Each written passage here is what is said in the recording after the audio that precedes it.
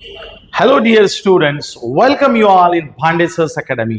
This is Professor आशीष भांडे और आज हम लोग पढ़ने वाले हैं 11th क्लास का पहला chapter units and measurement.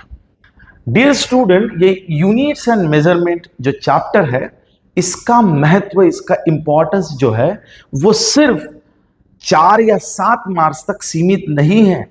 CET में इसके ऊपर 1 मार्क का सवाल आएगा, इस पे सीमित नहीं है। यूनिट्स एंड मेजरमेंट ये बेस है, ये बेसिक चैप्टर है जो पूरे फिजिक्स की नींव रखेगा। साथ में केमिस्ट्री में जितने भी न्यूमेरिकल्स आएंगे उसमें भी ये यूनिट्स एंड मेजरमेंट काम में आएगा। Even in mathematics also units and measurement is important. तो मीनवाइल हम ये बात करते हैं कि यूनिट्स एंड मेजरमेंट चैप्टर जो है वो हमारे पूरे साइंस के 11वीं कक्षा में और 12वीं 2 साल हमारे बहुत काम में आएगा। तो हम लोग आज पहले यूनिट की शुरुआत कर रहे हैं। यूनिट नंबर 1 नाम है यूनिट्स एंड मेजरमेंट।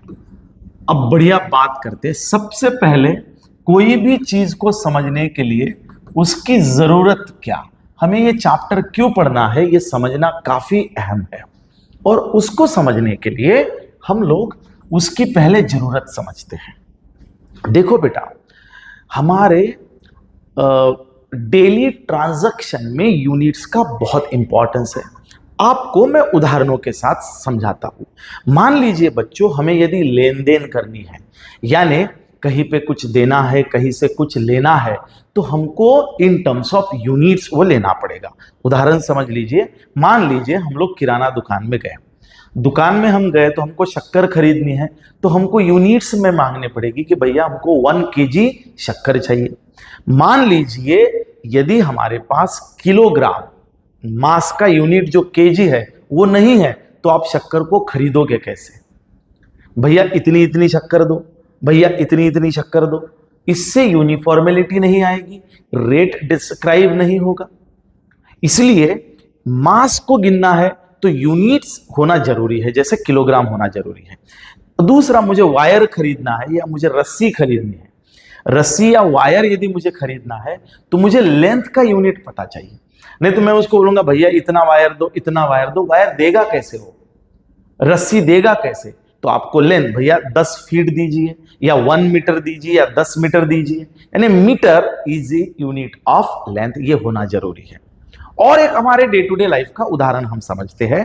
आप सब्जी वाले के पास गए और इमेजिन कीजिए हम लोग 500, 400, 300 साल पुराने जमाने में जा रहे हैं, जहां पे ये यूनिफॉर्मली 400-500 साल पहले ये यूनिफॉर्मली डिफाइन नहीं था, सारे यूनिट्स डिफाइन नहीं थे, और आपको सब्जी खरीदनी है। What problem you will face?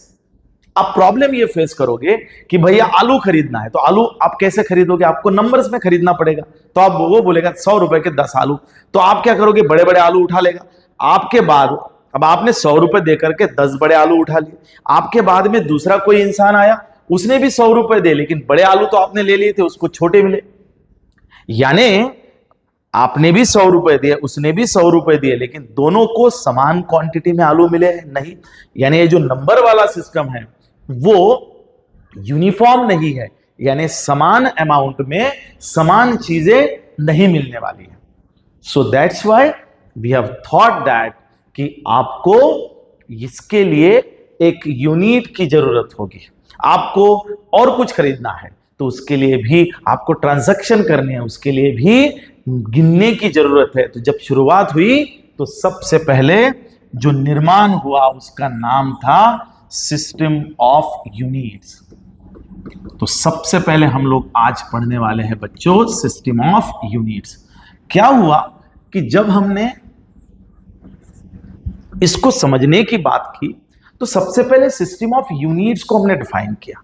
अब जरूरत क्या थी? आज तो हमारे पास दुनिया भर के यूनिट है, सारा कुछ हमने डिफाइन कर लिया है, लेकिन उस जमाने में जो बेसिक जरूरत थी, लेंथ, मास और टाइम। मास को हम गिन पाए, लेंथ को हम गिन पाए और समय को हम गिन पाए।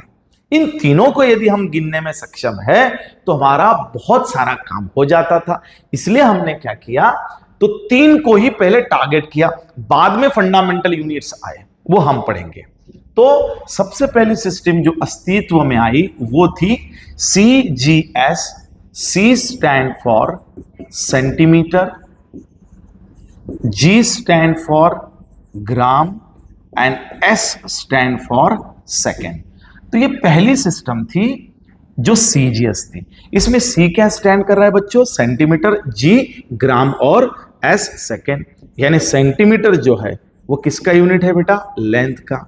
ग्राम ये किसका यूनिट है? मास का। और सेकेंड ये किसका यूनिट है? टाइम का। तो what is CGS system? CGS stand for centimeter, gram, second. In this system, length is measured in centimeter, mass is measured in gram, and time is measured in second. तो पहला अस्तित्व में जो system आया वो CGS आया, जिसमें हमको लेंथ, मास और टाइम इन तीनों का यूनिट मिल गया। लेकिन जैसे जैसे डिमांड्स बढ़ती गई, यूनिट्स छोटे छोटे पड़ते गए, इसलिए हम लोग इस यूनिट को बढ़ाते गए। क्योंकि सेंटीमीटर में मुझे किलोमीटर में गिनना है। आज के डेट में जो किलोमीटर बोलते हैं कि 1 किलोमीटर को सेंटीमीटर में कन्वर्ट करेंगे तो फिगर बड़ा होगा। जैसे 1 टन बोलते हैं आज मास को, 1 टन तो 100 ग्राम्स, तो 1000 टन 10,000 ग्राम। तो जब बड़ा मास होगा तो ये फिगर बड़ा होगा, जिसको रिकॉर्ड करने में, समझने में, लिखने में थोड़ा सा डिफिकल्ट लगने लगेगा। तो वो आसान लगने के लिए हम लोगों को ये सेंटीमीटर, मास और सेकंड इसको फिर रिडिफाइन करना पड़ा। तो उसके बाद में जो दूसरी सिस्टम आई वो आई MKS। और MKS को हमने कहा मीटर, दूसरा हमने कहा किलोग्राम और तीसरा हमने कहा second. So we have redefined these three systems. One is meter, another is kilogram, and third one is second. Metre यानी कि ये आपका लेंथ का यूनिट था, किलोग्राम ये आपका मास का यूनिट था, टाइम ये आपका सेकेंड, यानी सेकेंड ये टाइम का यूनिट है। तो MKS में क्या पढ़ा बेटा हमने? MKS is stand for metre, kilogram, second. In this unit length जो है वो मीटर में गिनी जाती है, मास जो है वो किलोग्राम में गिना जाता है, टाइम जो है वो सेकंड में गिना जाता है। तो क्या हुआ? सेंटीमीटर एक छोटा यूनिट था, मीटर जो था वो बड़ा यूनिट था। सर मतलब जैसे मैं बोलूं दुकान में जाकर के भैया 1000 ग्राम शक्कर दो, तो 1000 ग्राम शक्कर बड़ा नंबर हो गया। अब 1000 को मैंने 1 में ला लिया कि भैया 1 किलोग्राम शक्कर दो, तो 1 किलोग्राम और 1000 ग्राम एक ही चीज है। तो हमने उसको रिडिफाइन किया और एक बड़े यूनिट की तरफ गए। इससे भी काम नहीं हुआ तो बीच में एक और सिस्टम आई, उस सिस्टम का नाम था फुट, पाउंड, सेकेंड। यानी F stand for foot, P stand for pound, S stand for second. Sorry, foot का मतलब लेंथ जो है वो फुट में गिनने लगे, मास जो है वो पाउंड में गिनने लगे और टाइम जो है वो सेकेंड में गिनने लगे। सो FPS is read as foot, pound, second. In this system, length is measured in foot, mass is measured in pound, and time is measured in second. So this is what the 3 different system जिसके भरोसे हमने काम करना start किया।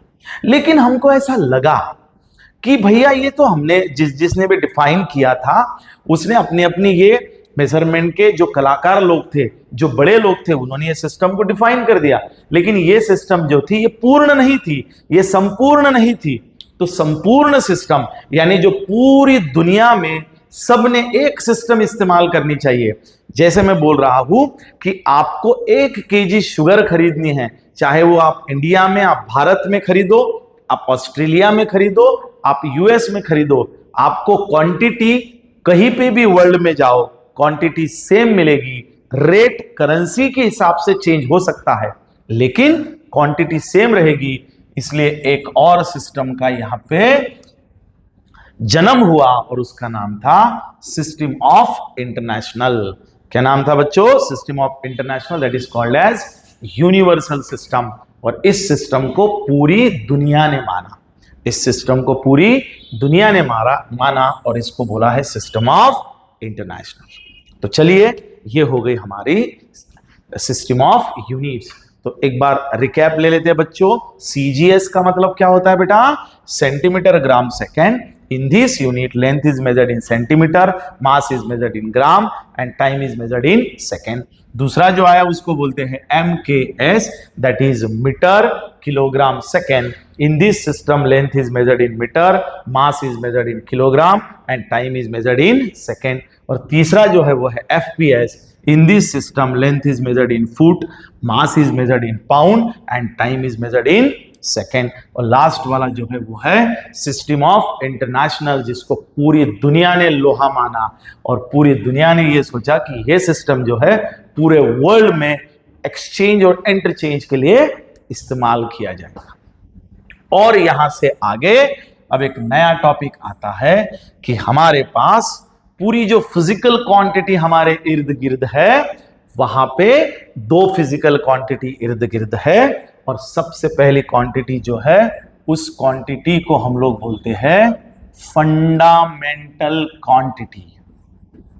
क्या बोलते हैं मित्रों? Fundamental quantity.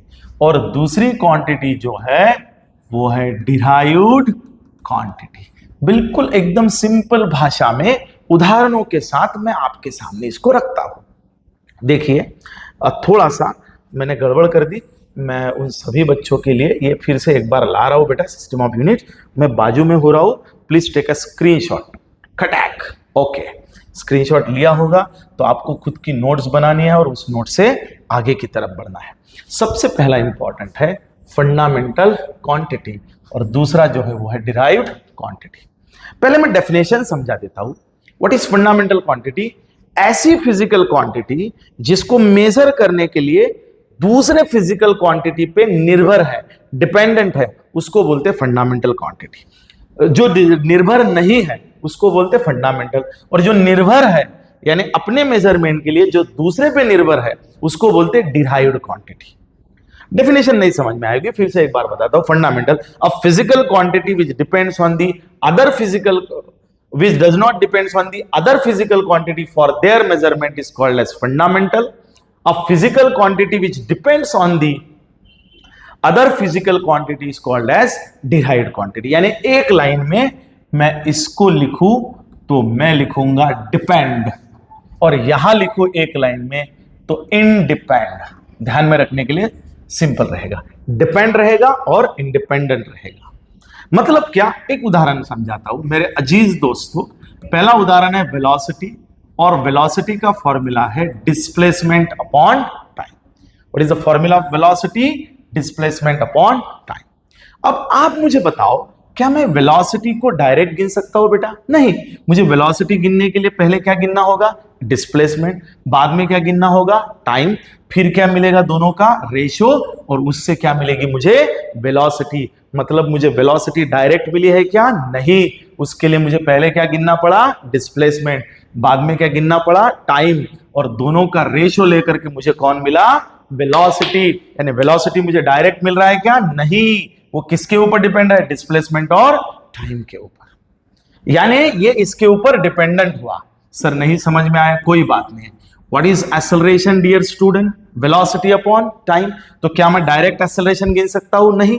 एक्सेलरेशन गिनने के लिए मुझे वेलोसिटी गिनना होगा, मुझे टाइम गिनना होगा। तो ये हो गया एक्सेलरेशन, जो डिपेंडेंट है वेलोसिटी और टाइम पे। तीसरा मेरे पास है बच्चों force. Force is equals to mass into acceleration. तो क्या मैं डायरेक्ट फोर्स को गिन सकता हूं? नहीं। फोर्स को गिनने के लिए मुझे क्या गिनना होगा? मास। बाद में क्या गिनना होगा? एक्सेलरेशन। दोनों का क्या लेना होगा? प्रोडक्ट। और फिर मुझे क्या मिलेगा? फोर्स।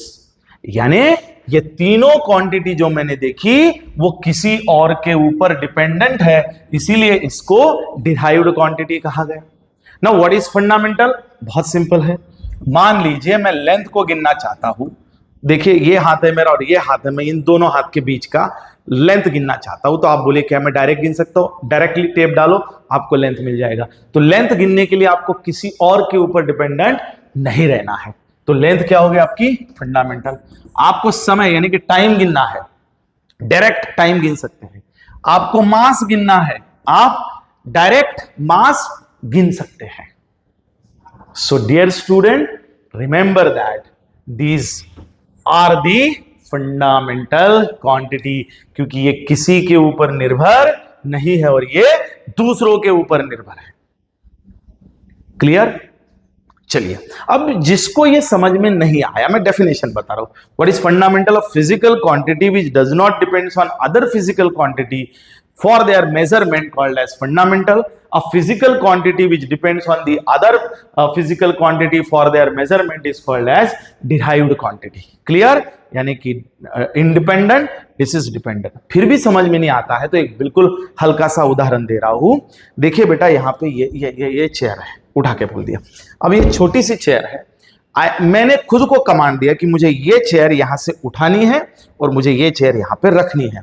तो क्या मैं ये कर सकता हूं? यस, मैंने ये चेयर उठाई और यहां रख दी। अब बताइए बेटा, मुझे जो काम दिया गया था क्या मैंने स्वयं वो किया? यस। क्या मुझे किसी की मदद लगी? नहीं, तो मैंने खुद कर लिया। ओके, अब मैं बेंच, और बड़ा बेंच होता है ना, क्लास का बड़ा भारी बेंच है, अब मैंने वो खुद को कमांड दिया कि वो बेंच यहां से उठाना है और यहां पे रखना है। तो क्या मैं वो बेंच उठा करके यहां पे रख सकता हूं? नहीं रख सकता हूं। मुझे दो लोगों की हेल्प लेनी पड़ेगी, तभी मैं उठा के रख सकता हूं। यानी ये जो क्वांटिटी हो गई, ये क्या हो गई बेटा? डिराइव्ड। और ये जो टेबल उठाना, ये हो गया फंडामेंटल, क्योंकि टेबल मैंने खुद अकेले ने उठाया, बेंच के लिए मुझे दूसरों की जरूरत पड़ी। So this is called as fundamental and derived quantity. I hope you understand. अब जाता हूं मैं डिटेल में कि which are the fundamental quantities, what are they and how we are going to remember. अब मैं ऐसे ऐसे टेक्निक्स बताऊंगा आपको, पूरे फिजिक्स के अंदर के 14 फॉर्मूलेस के इर्द गिर्द पूरा फिजिक्स 1 घूमेगा आपका, और ये जो फंडामेंटल है, डिराइव्ड है, ये आपको जिंदगी भर के लिए याद रहेंगे। बस आप लगे रहो। फंडामेंटल क्वांटिटी को ध्यान में रखने का तरीका समझा रहा हूं बच्चों। LMT line, CTA line, L। कैसे ध्यान में रखना? LMT line, CTA line, L।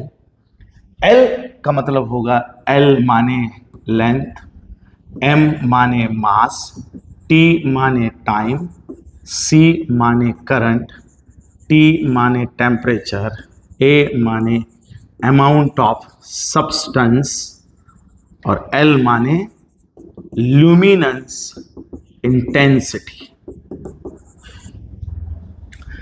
Length is measured in meter, mass is measured in kilogram, time is measured in second, current is measured in ampere, temperature is measured in Kelvin, amount of substance measured in mole, and luminance intensity measured in candela. These are the fundamental quantities in the world। दुनिया में जो fundamental quantities है वो इतनी है। यानी कि there are total 7 fundamental quantities बच्चों। कौन कौन सी है?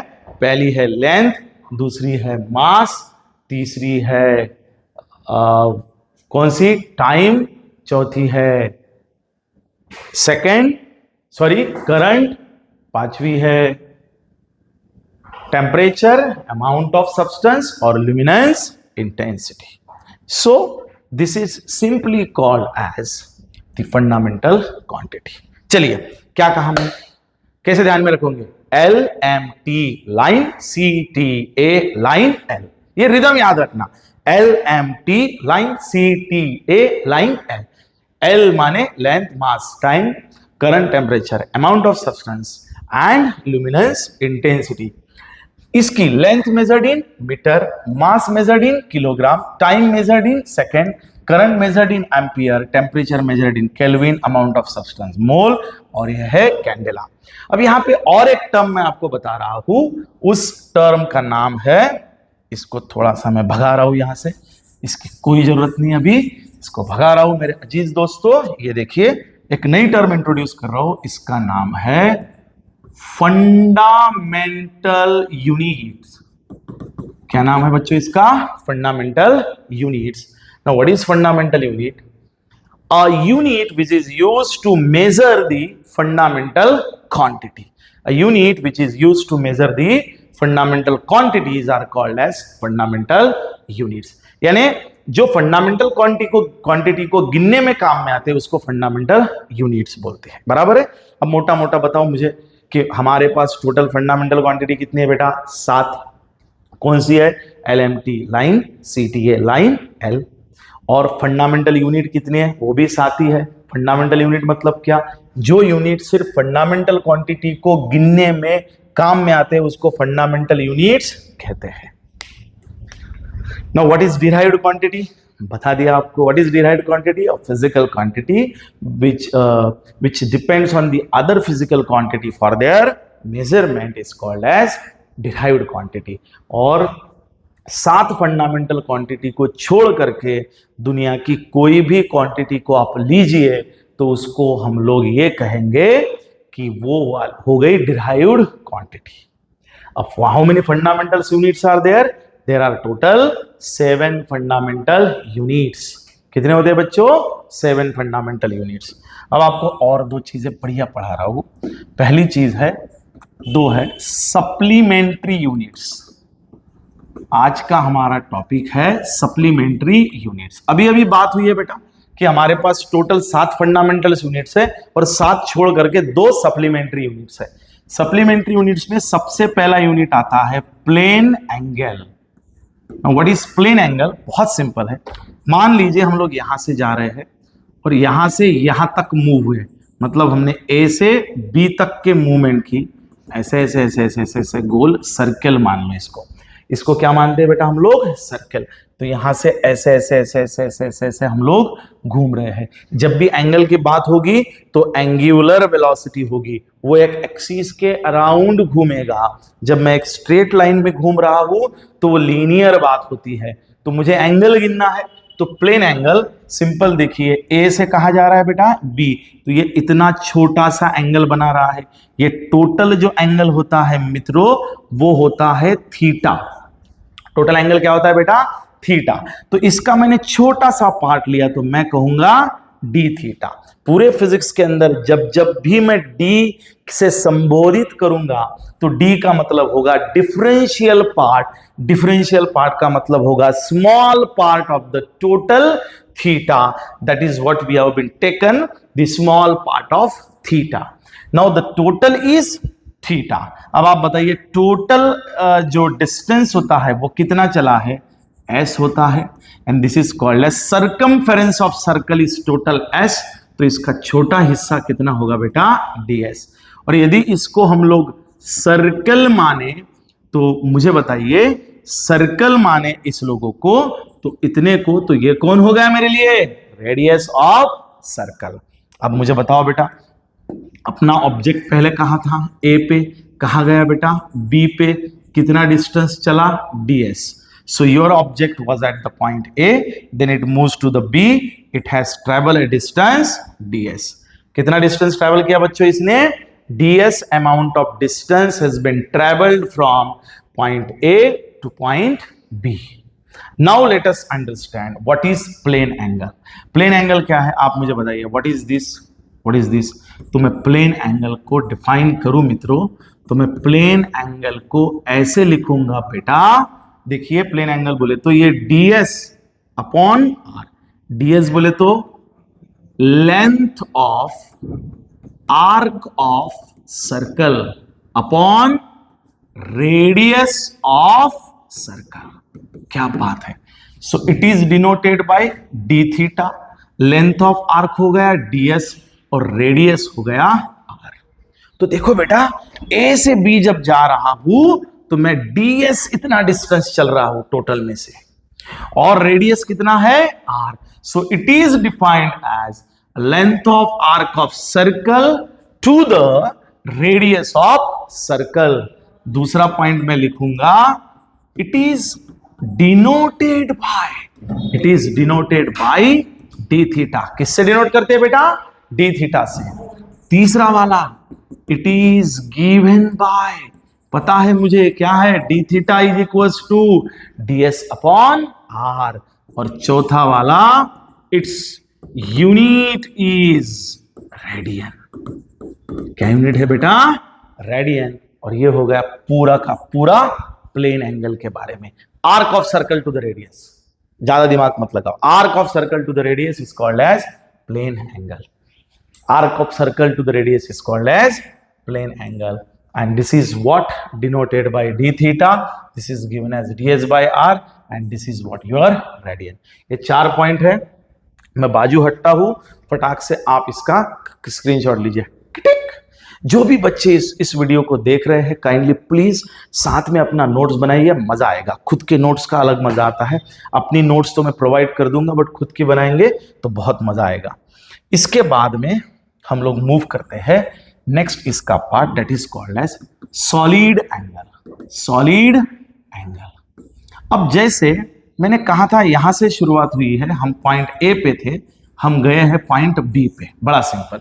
लेकिन मान लीजिए ये जो चल रहे हैं हम लोग, ये सिर्फ सर्कल था, अभी क्या था, सर्कल। अब सर्कल बन जाएगा स्फीयर। समझाता हूं, मान लीजिए डब्बे को आप स्फीयर पकड़िए, ऐसे स्फीयर है ये। जब मैं इस लाइन को ले रहा हूं तो मेरी सिर्फ एक लाइन ट्रेस हो रही है, लेकिन जब सर्कल हो रहा है और यहां से यहां जा रहा हूं तो ये पूरा का पूरा सरफेस आएगा ना। यानी कि जब मैं यहां से यहां मूव कर रहा हूं तो यहां पे एक पूरा सरफेस आएगा, तो ये पूरा का पूरा इसका एरिया आएगा। और ये जो पूरा मैं घूम रहा हूं तो ये बाहर से ऐसे आया है, ऐसे आया है, तो ये इसका सरफेस है मित्रों। तो यहां पे जो एंगल आएगा इसको हम लोग डी ओहम बोलते हैं।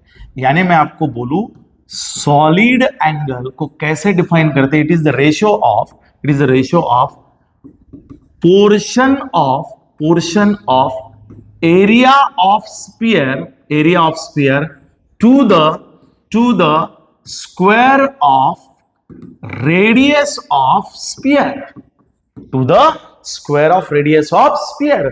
ये पूरा का पूरा एरिया जो होगा, क्योंकि ये सिर्फ लाइन नहीं आएगी, लाइन के साथ ऐसा ऐसा आइसक्रीम का कोन पकड़िए, ऐसा ऐसा, तो ये पूरा का पूरा एरिया आएगा। इसलिए मैंने लिया portion of area of sphere to the square of radius. जब बात सर्कल से हट करके, सर्कल यानी 2D ऑफ फुटबॉल और स्फीयर यानी टोटल फुटबॉल, फुटबॉल का एक पॉइंट से दूसरा लेंगे तो पूरा ऐसा गोल एरिया आएगा। आप समझ रहे हो ना, ये सर्कल है, तो मैं जब यहां से यहां गया हूं तो सिर्फ इतना ही पार्ट आया है, यानी लेंथ आया है। लेकिन यही फुटबॉल है, तो ये लेंथ के साथ साथ ये जो बाहर की तरफ फुटबॉल का ये बाहरी एरिया जो आएगा, तो ये भी तो लेना पड़ेगा। ये वाला ऐसा, ये फुटबॉल है तो ये वाला एरिया आएगा, इसको कहा है मैंने पोर्शन ऑफ एरिया।